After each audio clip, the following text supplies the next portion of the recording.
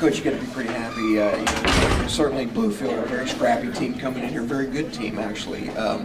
And you know, your kids hadn't played in a while. They come off of finals, they're getting ready to go home for Christmas. There's all those distractions, but I really thought they played well for the most part. Returned to Fairmont basketball, sharing the basketball, a lot of people involved, and this is when we excel at our best.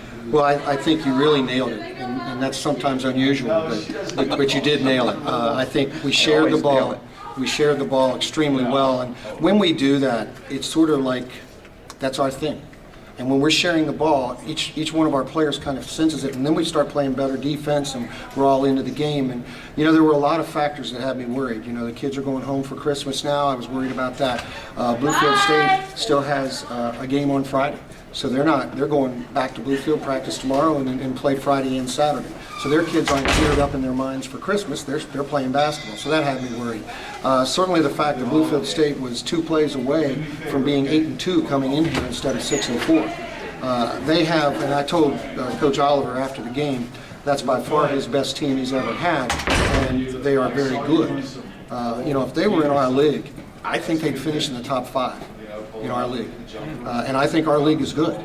And so I think if Bluefield State was in the Mountain East and they were playing all of us, and I don't think anybody would want to go to Bluefield State and play them. I can tell you that. So I'm just ecstatic about the win, and 8-2 at Christmas for us is really fantastic, given all of our other situations with injuries and so forth. Yeah, that's what I think you'd be proud of, the resilience of this team for the most part. And you know, you say they're a couple of plays away from being really realistically, you guys are a couple of plays away from being 10-0. Well, we are, but we're not. We're 8-2, and one thing though that we did see tonight is very good execution off of timeouts.